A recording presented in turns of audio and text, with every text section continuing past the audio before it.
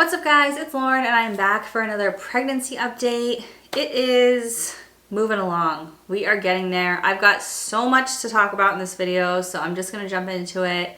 There's a lot going on. As you get more towards the end of pregnancy, there's just more things going on. Okay, so this is my week 28 to 32 update. I'll be 32 weeks in 2 days, so I'm not quite 32 weeks, but basically 32 weeks at the point that I'm filming this. And so yeah, I did make a video a couple weeks ago sharing with you guys my glucose test results, the gestational diabetes test that you take in the early 3rd trimester of pregnancy. I did have gestational diabetes with my daughter, my last pregnancy, my first pregnancy, and this is my second pregnancy, and thankfully I do not have gestational diabetes again. So if you want to check out that video, I will link it below and you can see me talk through that whole process. I did fail my first glucose test, which is the 1 hour test, and then I had to take the 3-hour test and I passed that one, luckily. So I'm really relieved about that. But as I shared in that video, I've really still not been feeling great, and I think it's just a combination of a few things. One, pregnancy is hard, and in the 3rd trimester, you don't necessarily feel great.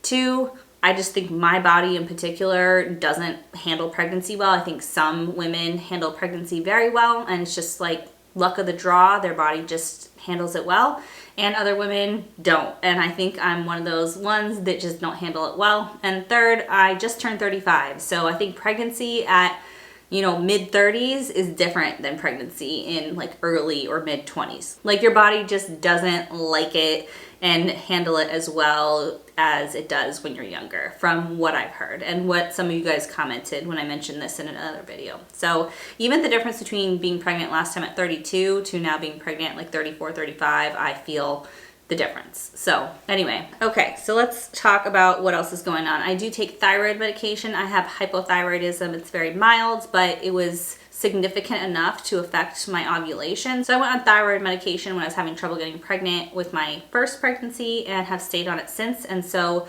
I get my thyroid checked periodically to make sure that everything's looking good, and so far so good. I haven't had to change my dosage. My thyroid levels have gone up, but they're still in the safe range. They are up significantly, but still in the safe range for pregnancy. So my doctor likes to see my thyroid, which is my TSH, under 2.5, and right now it's like at 2, whereas before I got pregnant it was closer to 1. So anyway, I haven't had to change my dosage on my medication, but I do still take it every morning. And it's hard with thyroid medication because you're not allowed to eat for 1 hour after you take it. And so I wake up in the morning starving, take my medication, then have to wait an hour, and then can eat breakfast. And when you're pregnant, that's just really hard. It just makes me really thankful I don't have the gestational diabetes, because last time I had to do that, wait an hour, have my breakfast, which I was only allowed to have like half a cup of cereal. It was like nothing. And then I had to wait another 2 hours before I could eat anything. So this time I can have like a bigger breakfast since I don't have gestational diabetes, but it's still annoying to have to wait that hour when you're pregnant. All right, baby position. I don't know if I talked to you guys about this, but at my 20-week ultrasound, the baby was head up, feet down. So she was like head up and then butt and then feet down, and now she flipped. So she's head down, then her butt's to the side, and her feet are kind of up or kind of to the side. So she is head down. She needs to turn a little bit, but I am only 32 weeks, so she's got plenty of time to just rotate a little bit. But the fact that she's head down right now is good. I hope she stays that way. I haven't felt like too much tumbling around. If you guys have been pregnant before, you probably know what I'm talking about. Like if the baby flips position, it feels like they're doing like having a dance party in there or something. And so when she moved from head up to head down, I definitely suspected it, because there was like a day where she was just like moving a lot. But now she's getting bigger, and I think hopefully she's like stuck where she's at and is going to stay head down. The other thing I have noticed with this trimester is my skin has cleared up a lot. I actually have like one bad pimple right now, but my skin has been much clearer this trimester. And I've only been doing one thing differently. I did get a witch hazel toner. I will link the one below that I got. It's theirs when I got it at Target. And I just, after I wash my face at night, I just get a little cotton swab, put a little bit on there, and just rub it in like my chin, kind of cheeks, nose, and forehead, like the just kind of center of my face where I tend to get acne. And once I started doing that, my skin cleared up a ton. And I also was like entering my 3rd trimester. So I don't know which change had a bigger impact, maybe both, but I am just glad that it's cleared up a bunch, because even more so than it just being like embarrassing, it's painful and uncomfortable to have acne, and especially that acne that's like under your skin and those ones that like don't go away for a really long time. Like if you guys have acne, you know what I'm talking about, like those really uncomfortable ones. And so that has cleared up a lot, and so I'm really thankful for that. Another weird thing that's been happening that actually happened with my daughter as well is the hair on my legs like basically stopped growing, like from my knees down. Like I'll shave my legs and almost a week later they'll still feel smooth. And this happened with my daughter because I remember when I went to go deliver, one of the nurses felt my leg and she was like, wow, you like shaved your legs like right before you came in. And I was like, well, no, just like, I don't know what happens with pregnancy with me, but my calves just don't grow hair when I'm pregnant. It's weird stuff happens with your hair when you're pregnant. So yeah, I don't know why, but for some reason my like bottom half of my legs aren't growing hair, which is convenient because I don't have to shave my legs as much. Being pregnant, it's a little bit difficult at this point to shave my legs. So yeah, just like kind of a weird symptom. And I feel like the hair on the rest of my body, like my hair on my head grows slower when I'm pregnant as well. I cut my hair really short last summer and I thought by now my hair would be longer than it is. Like I thought a year later my hair would be like kind of down to here, and it's still pretty short. I know it's up right now so you guys can't tell, but it's shorter than I thought it would be, and I feel like that's because during pregnancy my hair grows slower. Like it feels healthier, but it's definitely growing slower than I think it normally would. The other thing that I've been waiting for is that Linea negra, that dark line that you get on your belly when you're pregnant. Not everyone gets it, but some women do, and I got it with my daughter, my last pregnancy, and I haven't gotten it this pregnancy. So I'm just waiting for it to show up. I don't know if that's something that can happen with some pregnancies and not with others. I assumed because I had gotten it before, I would get it again. And with my last pregnancy, it took almost a year for it to fully disappear. Like it did fade, but for it to be completely gone, it took a long time for it to go away, which is fine, whatever, like it is what it is. But I've just been waiting for it to show up and I haven't seen it. So I'm wondering if I'm not gonna get it this pregnancy or if it just shows up later. I don't know. If you guys have gotten that, what week did your Linea negra start like getting darker? Because I'm waiting for it to show up and it just hasn't showed up yet. The only thing I've really been craving is fruit, and particularly oranges. So I've been eating a lot of oranges, a lot of fruit in general, but definitely like at least 1 or 2 oranges every single day. And other than that, like I have been craving sweets, but I've been trying not to eat them because even though I passed my gestational diabetes test, I did fail the first one, and so I just feel like there is some sort of sensitivity my body has to carbs and sugar, and so I am trying to eat more of a low carb, high protein diet when I can, which means abstaining from sweets. The other thing that happened is when I went into the doctor last time, I met with the nurse practitioner instead of my normal midwife because my normal midwife was busy helping on a C-section. So they asked me if I'd be okay meeting with the nurse practitioner for that appointment, and I was like, yeah, it's just a 30-week whatever regular checkup, like there's nothing weird going on, so I'm fine meeting with whoever for that one. And the nurse practitioner told me, she's like, you've gained 25 pounds already in your pregnancy and you're really not supposed to gain more than that, so you probably shouldn't gain any more weight the rest of your pregnancy. And I was like, I'm 30 weeks pregnant. I've got 10 weeks to go. And in that 10 weeks, this baby's supposed to gain 5 pounds. Like, how am I not supposed to gain any more weight? I didn't say that to her. And I feel like maybe the way she worded it, she was a little too like strict in the way she was wording it. I thought that 25 to 30 or even 35 pounds was like normal weight gain for pregnancy. And so I thought I was kind of on track. I think with my daughter, I gained 30 pounds. And so I was a little taken aback by that because, you know, weight is a sensitive subject as a woman to begin with. And I tend to be on the thinner side already. So gaining 25 pounds for me, I feel like is different than somebody who maybe has more weight on them already and they're concerned about like blood pressure and stuff like that. You know, there's just different health concerns with different bodies. And so I don't know. And then the other thing is I'm 35, like my body and my metabolism don't work the same as a 25-year-old. I'm sorry, like I eat so healthy. I barely eat sweets and stuff, but when I'm hungry, I eat. I'm pregnant. I'm not gonna not eat when I'm hungry because then I feel like I'm gonna pass out. So I don't really know what to do about this weight gain situation. I've been taking walks 3 to 4 days a week and I walk over a mile.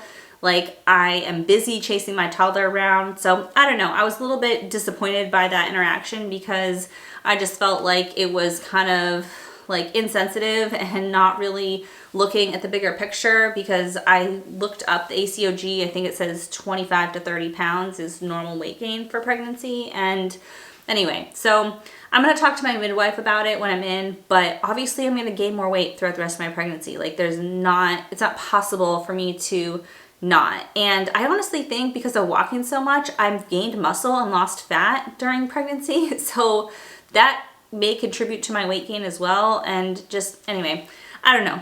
It's an awkward conversation, but I felt like I needed to talk about it a little bit because it's something that's going on. The other thing that she told me, which my midwife hadn't discussed with me yet, but I am open to, I think she just hadn't discussed it with me because I was so early in pregnancy, and now that I'm getting further along, it's something to look at. And also I went into the doctor on my 35th birthday, so the computer for the first time said that I was 35 and reminded them I'd be 35 at delivery. And so what the nurse practitioner said is for anybody 35 or older, their policy is to automatically schedule an induction at 39 weeks. So I've got some mixed feelings about this.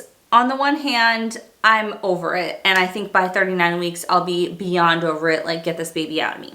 At the same time, induction makes me nervous because induction, I did a bunch of research about it. There's some new studies on induction. It doesn't increase your chance of a C-section, actually. They used to think that, and it doesn't.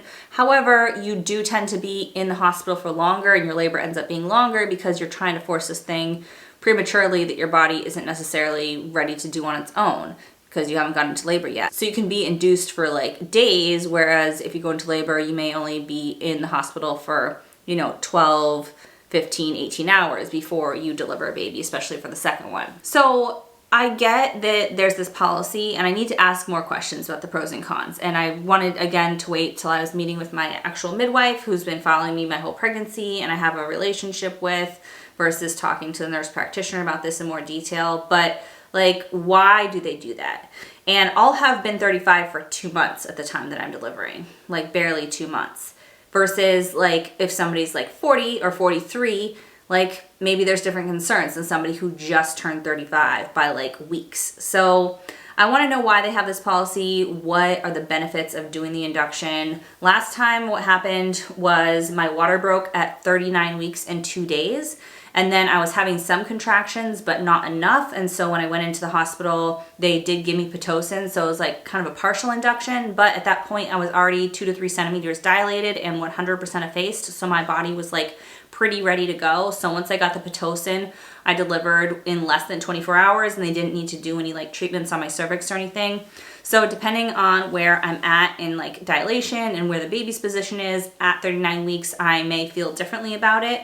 If my cervix is completely closed and my body's showing signs of like not being ready to deliver, then I think I'll be a lot more nervous about induction than if I'm already kind of dilated, effaced, the baby's, in position and my body's seeming like it's ready to go, and they're just kind of pushing it along a little bit early. So only time will tell, and I don't think they're gonna check me until I get much closer to that date. So I'm gonna have to kind of just like be on the edge of my seat till then. But that's just kind of what happens with pregnancy, is you're just kind of on the edge of your seat towards the end as to when and how the baby is going to arrive. And that's just part of the territory. You have to kind of just go with the flow. So I'm not totally opposed to induction. I watched a really good video by doctors Bergdorf, something like that. I'll link it below, where they're talking about induction, and it made me feel a lot better about the outcome for induction. But I'm also nervous about leaving my daughter, my 3-year-old, for, to be induced for 2-3 days in the hospital, and then,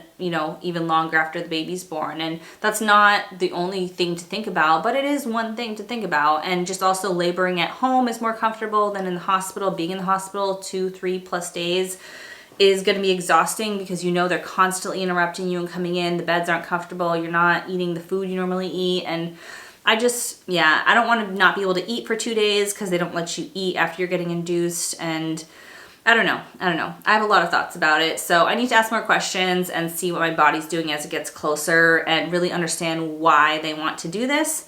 I'm not completely opposed to it, but I want to understand more before I just say yes and just like, okay, that's what you do. No problem. Let's do it. Like, I want to make that decision myself rather than just be told that's what we're doing. Told you guys I had a lot to talk about. We're getting towards the end. So sleep has been not great.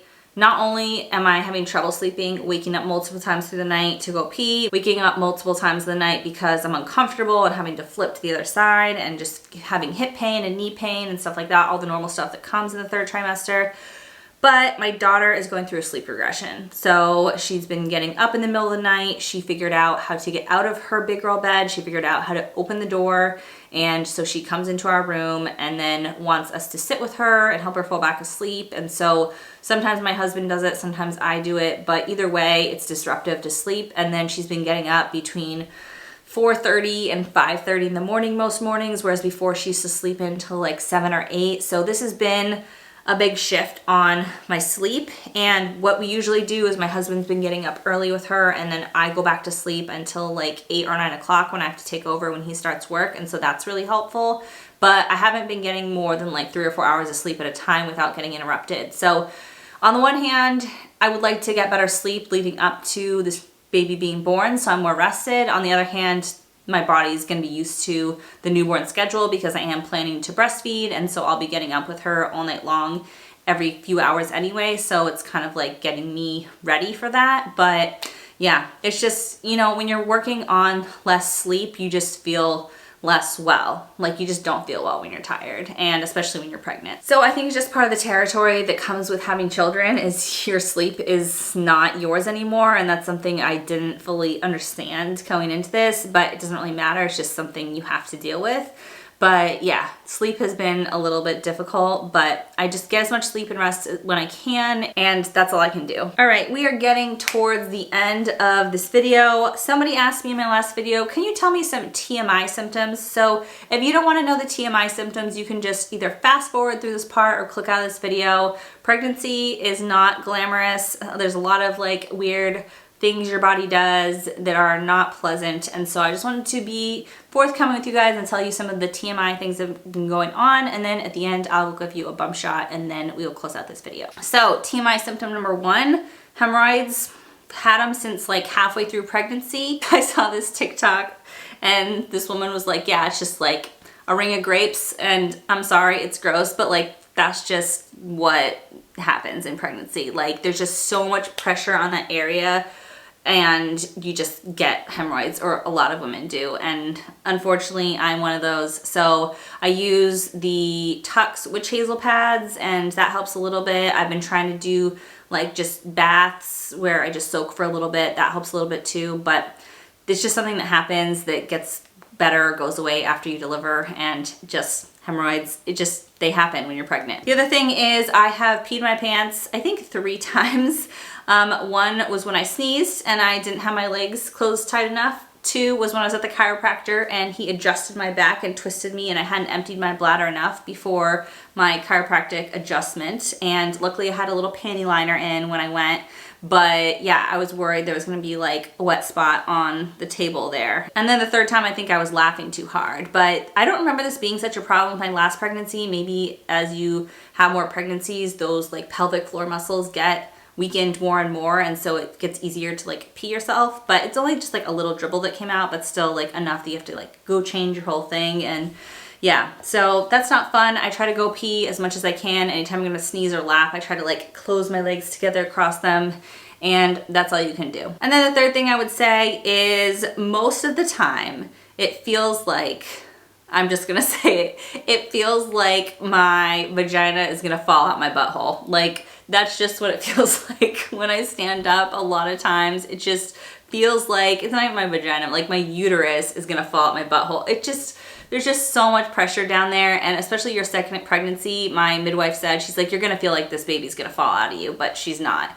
And because I've just like, when I stand, it's so uncomfortable. And after my first daughter, I had major tearing and a lot of stitches. It took the doctor 45 minutes to stitch me up, and I couldn't stand comfortably for about 6 months. And so as this pregnancy has progressed, that pressure, that uncomfortable feeling in that area has come back. And so yeah, I'm just working on different things I can do. I'm trying to do like start the perineal massages. I think that's how you say it. I'm having like, my mind's like blanking right now, but just where you like kind of start to stretch yourself so you can try to avoid tearing, and do more soaks, like I said, in the bath for multiple reasons. But yeah, just try to get that area like more limber as we approach delivery. So hopefully this delivery won't be so difficult and damaging, and whatever happens, you know, the baby needs to get out, and if you tear, you tear. A lot of women do, but I'm hoping that I can minimize the amount of damage this time, and so my recovery isn't quite so hard, because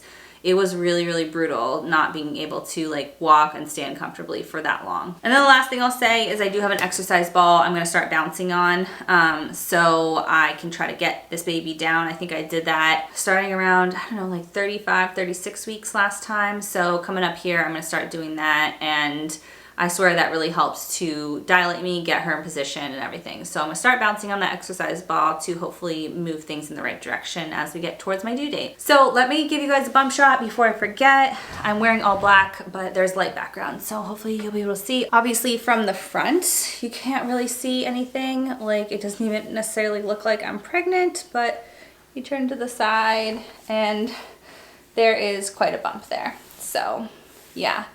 This bump is growing by the day. Last time my daughter was 8 pounds 4 ounces, and so that's a healthy big baby, and I expect this one to be just as big. I don't see why she wouldn't be. Her legs were a little long on the 20-week ultrasound, so she's definitely gonna be tall, which is fine. The legs coming out is not the problem, it's the head, the circumference. So anyway, I am gonna have an ultrasound at my next appointment because they just wanna check on everything and make sure it's progressing right. When the nurse practitioner measured my belly when I went in last time, she says I was measuring a little small, and I just had a Braxton Hicks contraction, so that might have been why, that it wasn't fully expanded. And also it's normal to measure like 1 to 2 centimeters off. And if you don't know what I'm talking about, when you go in to the doctor, you lay down and they measure, you know, your belly, and it's supposed to be the same number of centimeters for the number of weeks you are, which is just the crazy thing in nature how that worked out. But yeah, it was measuring like 2 inches or 2 centimeters too small. And so they did want to do an ultrasound next time just to like make sure everything's on track, which they would have done one the next appointment anyway. So they just moved it up 1 appointment. So I'll have an ultrasound when I go in this coming Friday, and we'll just get to see her and check on everything, make sure the fluid level's good and everything is looking good with her growth and all that kind of stuff. So that is it for this update. I hope you guys enjoyed this video. If you want to see more videos like this and follow along with my pregnancy, then hit that red subscribe button. If you liked the video, give it a big thumbs up, and I'll talk to you guys soon in my next video. Bye.